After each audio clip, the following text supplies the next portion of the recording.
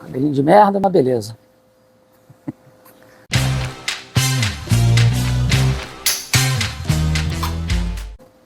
Fala, galerinha do canal, tudo bem? Para quem não me conhece, é novo no canal, meu nome é Daniel Caputo, falo diretamente de Atlanta, nos Estados Unidos.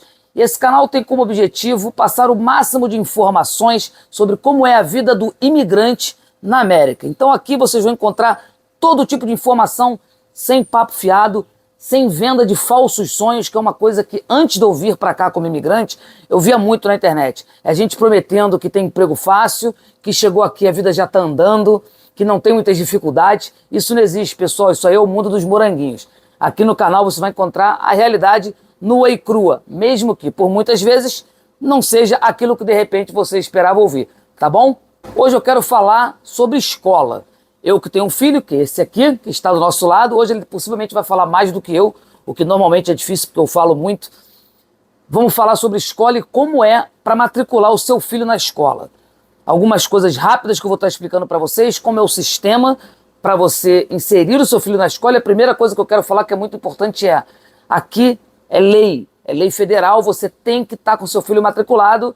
Se o seu filho não estiver matriculado na escola, você pode ter um problema muito grande. Então assim que chegar, uma das primeiras coisas que a gente tem que fazer é procurar escola para os nossos filhos.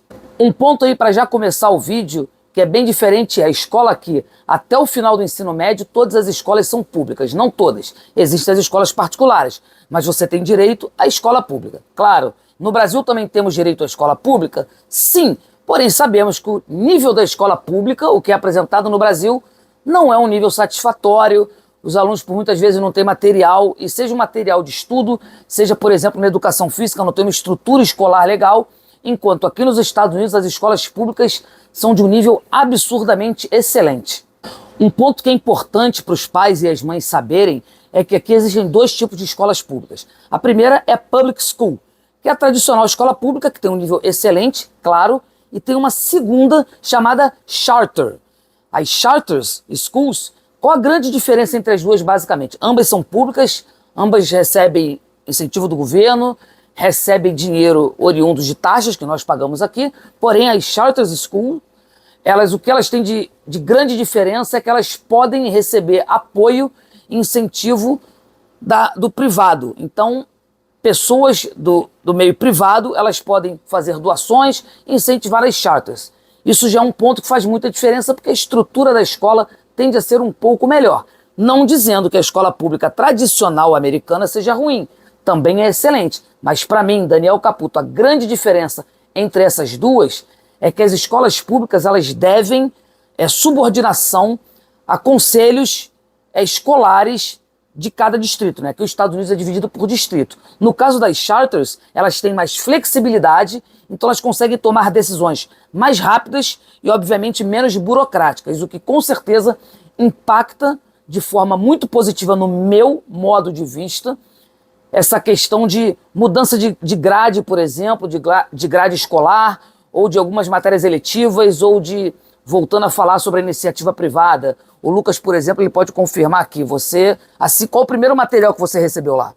O primeiro material que eu recebi lá foi meu laptop pessoal. Então todas as crianças, pelo menos na Charter, não posso informar ainda sobre escola pública, porque ele não está na escola pública tradicional. Ele já recebeu um laptop no primeiro dia de aula, todas as crianças têm um laptop, estão na sala. Você tem até um caderno para anotar, mas a grande maioria passa o dia usando o laptop. E como funciona esse processo para entrar na escola? Simplesmente vou lá e bato na porta da escola e falo: abre a porta, Mariquinha. Quero matricular meu filho? Não é tão simples, não que seja complicado, mas existem alguns processos por trás disso, seja escola pública, seja na charter, tá bom? Então o Lucas, assim que ele chegou aqui em Atlanta, primeira coisa que a gente fez, a gente teve que ir num lugar chamado, International Student Center, que eles chamam de Screening Center, né, que é um centro de triagem. Então ele foi lá, porque ele teve que fazer provas, porque eles querem saber, justamente essa triagem é feita para saber se o aluno, imigrante principalmente, por isso que é um centro de triagem internacional, para ver se o imigrante está em condição de atender a escola. Se não tiver, ele não atende a escola, não é isso, mas ele vai para turmas específicas ou escolas que esse International Screening Center ele vai direcionar dentro de um distrito, e isso é outro ponto importante, é que você não escolhe basicamente a escola que você vai estudar. O seu county, né, que é o seu condado aqui, ele tem escolas e você atende a escola da sua região. Então, no caso, esse Screening Center funciona para fazer essa triagem e ver qual a melhor escola, principalmente para os estudantes internacionais, para poder atender da melhor forma possível. Então agora eu vou perguntar aqui para o Lucas, como é que foi aquela prova? O que você fez lá? Porque eu não pude entrar, eu fiquei na porta. A prova foi tanto escrita quanto oral. Ele começou fazendo algumas perguntas para mim, para analisar meu vocabulário e a minha pronúncia, e depois passou a prova escrita. Entendi, durou quanto tempo? Uns 40 minutos, não foi 50, alguma coisa assim? Por volta de meia hora. Meia hora. Então foi isso. Meia hora, depois vem uma avaliação, eles mesmos já direcionaram o Lucas para a escola, que no caso foi a P3 Charter Middle School, certo? E eu vou mostrar algumas imagens aí durante o vídeo sobre como é a escola, tá bom? Para vocês terem uma ideia, e realmente é muito parecido com o que a gente vê nos filmes. Você tem o transporte, então todo dia você tem uma lista que você recebe do condado, com o número de cada ônibus, que hora que ele passa em cada lugar. Então o Lucas, pegam ele aqui na porta da escola, não, pegam ele aqui na porta do condomínio, ele entra no ônibus, desce lá, tem o horário certo de voltar, então super independente. Então o ônibus atende aí toda a região. E aí o que acontece assim que você termina de passar por essa triagem? Eles te dão já na mesma hora, você sai de lá com um papel pronto, dizendo, ó, você vai atender a escola X. E aí, no caso do Lucas, como ele tem um bom inglês, fala bem, escreve bem, lê bem, indicaram ele para Charter School, que tendem a ser escolas de um nível um pouco acima do que outras. Tem até matérias eletivas que você escolhe, e aí mais para frente a gente fala um pouquinho disso. E aí fala, ó, vá lá e termine de acertar tudo na escola. Aí no outro dia, ou foi no mesmo dia, eu não lembro, a gente foi direto na outra escola, já falamos com a diretora, com a principal da escola, e aí ele já estava matriculado dizendo, ó, quando que ele vai começar, já explica tudo, eu vou passar mais alguns pontos, e pedem alguns documentos extras que você vai ter que entregar no prazo de 1 mês. Então lá eu tive que levar comprovante de residência, então conta de luz, conta de gás, alguma coisa assim. Apresentei o Social Security dele, Social mais uma vez é o CPF aqui, porém é importante mencionar, não é obrigatório em escola pública você apresentar o Social da criança. Então é por isso que muita gente vem de forma ilegal, o filho segue estudando na escola, porém os pais não estão legalizados no país nem a criança, mas eles não impedem a criança de estudar, tá bom? Então o Social não é mandatório, mas eu apresentei por ele ter. E tivemos que apresentar dentro de 1 mês, como eu falei, eu tive que comprovar, são 2 forms que a gente tem que entregar. O primeiro é o Georgia Immunization Form, o Form 3231 da Geórgia, então GA 3231.